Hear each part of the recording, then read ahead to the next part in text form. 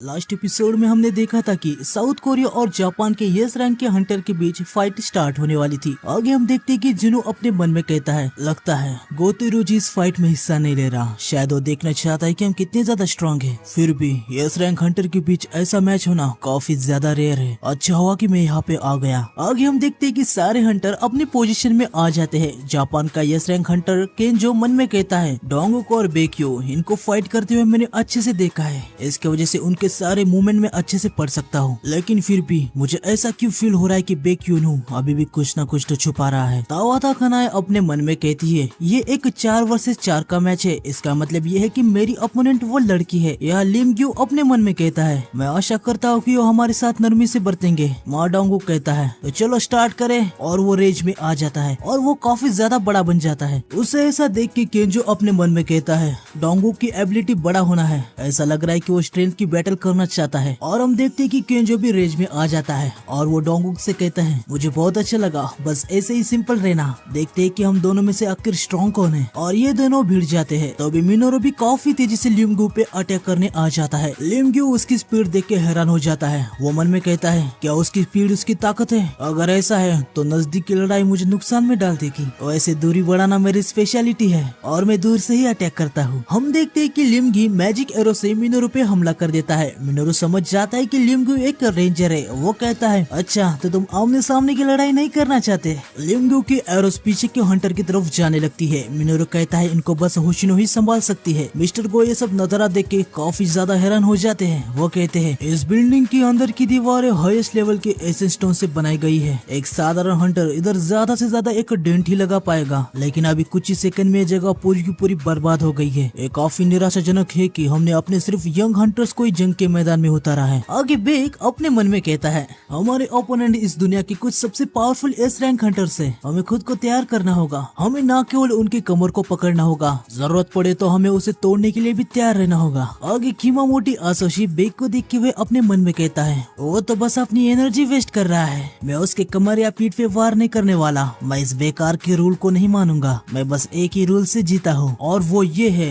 इस दुनिया में जो सबसे ज्यादा फिट है वही जिंदगी अच्छे से जीता है। और वो बेक पे पीछे से हमला कर देता है। लेकिन बेक तुरंत समझ जाता है और उस जगह से निकल जाता है। बेक मन में कहता है, अभी वो मुझे मारने की सोच रहा था, लेकिन वो हिचकिचाया क्यों? क्या वो डर गया था? आसुशी मन में कहता है, मैं फिर से हिचकिचाया, शायद मैं हंटर बनने के लायक ही नहीं हूँ। आगे बेक मन में कहता है, उसका नाम कुशिमोटो आसुशी है ना। मैं ये तो नहीं कह सकता कि उसकी निर्णय लेने की क्षमता बहुत अच्छी है या फिर बस वो एक कायर है। वो आक्रामक तो नहीं दिख रहा। लगता है गोतो हम सबको इसलिए भिड़ाना चाहता है ताकि वो उस बंदे की स्ट्रेंथ को देख पाए। वो देखना चाहता है कि ये बंदा एंड से लड़ने के लिए तैयार भी है या नहीं। वो मुझे ऐसी छोटी सी टेस्ट के लिए यूज कर रहा है। आगे हम देखते हैं कि बेक काफी ज्यादा रेज में आ जाता है और वो कहता है, मुझे भी अपनी ट्रू पावर की टेस्ट उसे दिखानी होगी। बेक को ऐसा देख के कुमामोटो काफी ज्यादा डर जाता है। वो डरते हुए अपने मन में कहता है, उसकी आंखों का देखने का नजरिया बदल गया है। मैं बहुत ही ज्यादा डर चुका हूँ, मुझे यहाँ से जाना है। बेक एक बड़ी छलांग लगा के कुमामोटो पे अटैक कर देता है और जोर से कुमामोटो के मुंह पे एक पंच मार देता है। वो उसे कहता है, तुम कायर हो। ये बहुत ही ज्यादा अफसोस की बात है कि तुम उनमें से एक एस रैंक हंटर हो। ये सब देख के जोंगसू कहता है, यह और कोई नहीं, सारे के सारे मॉन्स्टर्स है। अभी जो मेरा मैच हुआ था वो इनके सामने बच्चों का खेल जैसे था। लेकिन उसका हंटर कहता है, ये सब बकवास है, आप तो बहुत ही ज्यादा अच्छे थे सर। आगे हम देखते हैं कि डोंगू केंजो से हार जाता है। केंजो उसे कहता है, लगता है हम दोनों में से मैं स्ट्रॉन्ग हूँ।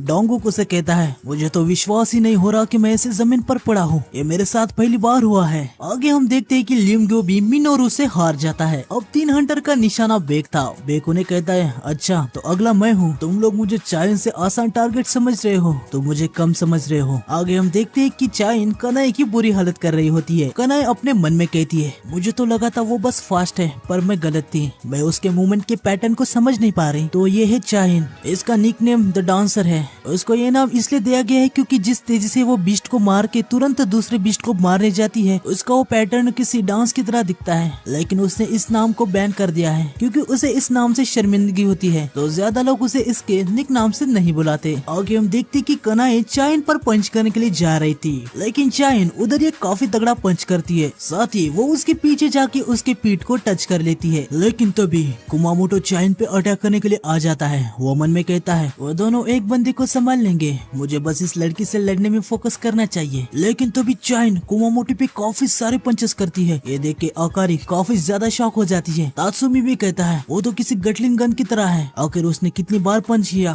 10 नहीं शायद 14 बार। मुझे तो विश्वास ही नहीं हो रहा। पलक झपकते ही उसने इतने सारे अटैक कर दिए, कोई भी ऐसे अटैक को ब्लॉक नहीं कर सकता। चाइन मन में कहती है ये मैंने गलती से कर दिया, ये मेरा इंस्टिंक्ट रिस्पॉन्स था, मैं उसे ऐसा पीटना नहीं चाहती थी। आगे हम देखते हैं कि कुमामोटो अचानक से अलग बर्ताव करने लगता है। तात्सुमी कहता है जब वो गुस्सा हो जाता है वो अलग ही पर्सन में बदल जाता है। केई भी कहता है वो सिर्फ अलग पर्सन में नहीं बदलता बल्कि उसकी सोचने की क्षमता भी लॉस हो जाती है। आगे मारी कहती है जब उसकी फाइट खत्म होगी उसे इसके बारे में कुछ याद भी नहीं रहता। केई कहता है उसके जैसा बंदा स्क्वाड में नहीं होना चाहिए, तुम्हें कभी भी पता नहीं चलेगा कि उसका बर्ताव कब बदल जाए और वो अपने साथियों पे ही अटैक कर दे। लेकिन देखा जाए तो वो इतना कैपेबल है कि एक बी रैंक की गेट को खुद से ही क्लियर कर सकता है। आगे हम देखते हैं कि कुमामोटो चाइन पे अटैक करने के लिए आ रहा था। ये सब देख के गोतो हानिकावा से कहता है अगर वो किसी भी साउथ कोरिया के हंटर पे अटैक करने की कोशिश करेगा तो तुम्हें उसे तुरंत रोकना होगा, पर अभी के लिए ऐसा ही रहने दो क्योंकि बस एक टेस्ट है, शायद इस बार मुझे बीच में जाना चाहिए, हम उसको इधर ऐसा ही डैमेज करने नहीं दे सकते। आगे हम देखते हैं कि कुमामोटो ने चाइन पे काफी तगड़ा अटैक कर दिया था।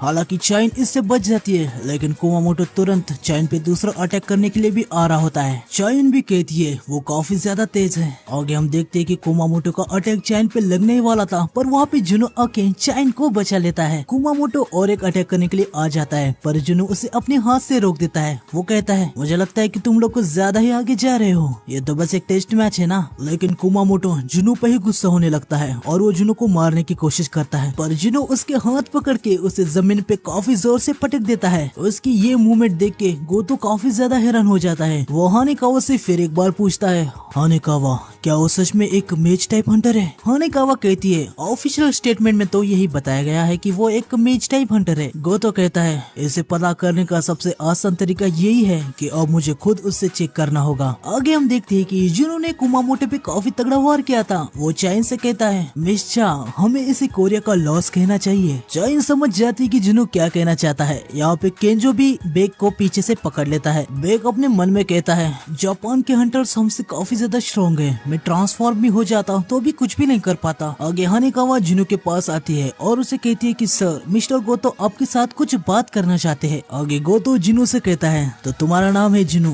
करेक्ट? हानिकावा ये सब कुछ जुनो को बता रही होती है। आगे गोतो कहता है मैं तुम्हारे साथ 1-on-1 फाइट करना चाहता हूँ, तुम क्या कहते हो? जुनो मन में कहता है मुझे ट्रांसलेशन सुनने की कोई भी जरूरत नहीं है, उसके बॉडी लैंग्वेज से मुझे पता चल रहा है कि वो मुझसे फाइट करना चाहता है। क्या वो ये जानना चाहता है कि मैं कितना स्किल्ड हूँ? आगे जुनो हंसते हुए अपने मन में कहता है मुझे ये तो पता नहीं है कि उसके पास कोई सीक्रेट मूव है या नहीं, लेकिन ये अच्छी बात है, अब मुझे पता चलेगा कि डेमन कासल से होकर अब तक मैं कितना स्ट्रॉन्ग बन गया हूँ। आगे गोतो अपने मन में कहता है उसकी हिम्मत की दाद देनी होगी, मेरे प्रेजेंस में भी वो स्माइल कर रहा है। आगे हानिकावा मिस्टर गोतो से कहती है मिस्टर गोतो सन जुनो फाइट के लिए मान गए हैं लेकिन उनकी एक कंडीशन है। गोतो पूछता है कैसी कंडीशन? हानिकावा कहती है वो आपकी इनविटेशन को तभी एक्सेप्ट करेगा जब आप अपनी पूरी ताकत यूज करके उससे लड़ेंगे। ये सुन के गोतो भी थोड़ा सा गुस्सा हो जाता है। वो अपने मन में कहता है क्या सच में वो ऐसी बात कर रहा है? ये सब देख के लिंगू कहता है आखिर यहाँ पे चल क्या रहा है? साथ ही चाइन भी ये सुनकर काफी हैरान हो जाती है। आगे गोतो मन में कहता है ये मजेदार लग रहा है, वैसे भी अगर कोई घातक घाव भी हो जाए तो यस रैंक की हीलर शिमोजी यही है। आगे वो कहता है ठीक है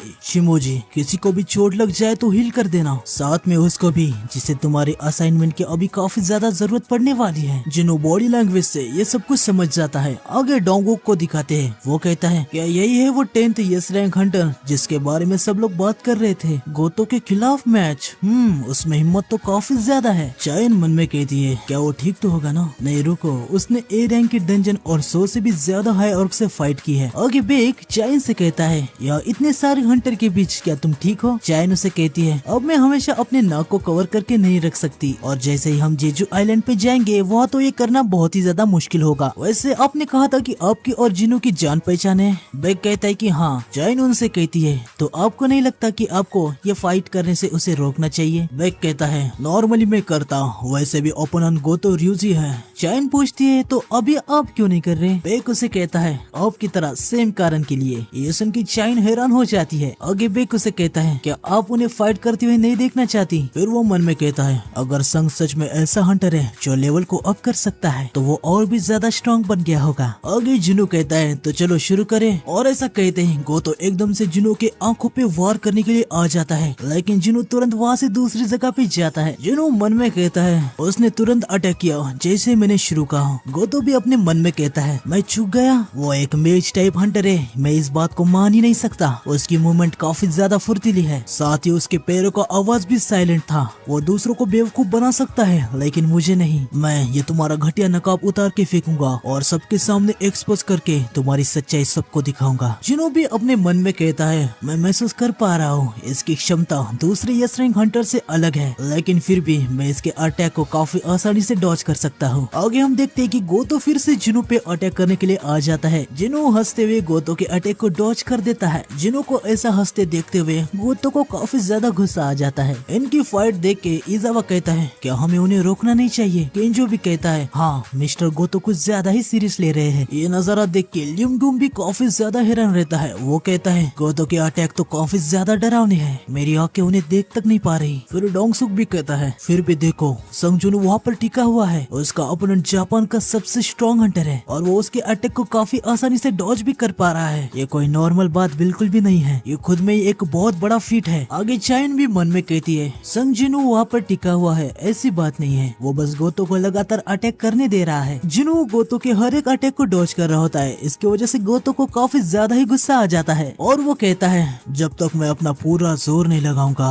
मैं उसे हिट नहीं कर पाऊंगा। फिर वो मन में कहता है मैंने अपना मन बदल लिया है, अब मैं उसे मार डालने वाला हूँ। और वो काफी तेजी से जिनु पे अटैक करने के लिए आ जाता है। सिस्टम जिनु को बता देता है कि आसपास का दुश्मन तुम्हें मारने वाला है। गोतो की रेज की पावर की वजह से जिनु के गाल पे एक हल्का सा कट लग जाता है। जिनु मन में कह रहा होता है अच्छा तो अब वो मुझे मारने के इरादे से वार कर रहा है। गोतो जिनु पे अपना अटैक लैंड कर देता है पर जिनु एक ही हाथ से उसके अटैक को रोक देता है। आगे जिनु मन में कहता है अगर मैं इसके साथ ऐसे ही खेलता रहा तो मुझे अर्जेंट क्वेस्ट मिल सकता है जैसे वोंग डोंगसुक के समय मिला था। आगे जिनु हंसते हुए गोतो से कहता है अगर मैं एक सेकंड के लिए भी लेट होता तो मैं अपनी आँख को खो बैठता। गोतो मन में कहता है ये इतना कैसे स्ट्रॉन्ग हो सकता है, और दिक्कत की बात तो ये है उसको मेरी कलाई पकड़नी चाहिए थी पर इसने मेरे हाथ को पकड़ा है। आगे वो जिनु से कहता है क्या तुम मेरे साथ कोई खेल खेल रहे हो? जिनु उसे कहता है मुझे कोई आइडिया नहीं कि तुम क्या बोल रहे हो, पर मैं तुम्हारी कलाई पकड़ लेता तो ये गेम खत्म हो जाता। मुझे यकीन है कि तुम इसे इतना जल्दी खत्म नहीं करना चाहोगे। आगे गोतो और जिनु दोनों ही काफी ज्यादा रेज में आ जाते हैं और एक दूसरे पे अटैक करने वाले होते हैं। इनका ये अटैक काफी ज्यादा खतरनाक था, इसलिए तुरंत बेक और चाइन जिनु को पकड़ लेती है और मिनोरू गोतो को पकड़ लेता है। इन दोनों के बीच और भी ज्यादा डिस्टेंस लाने के लिए कई उधर एक काफी बड़ा धमाका कर देता है। बेक जिनु से कहता है बस करो,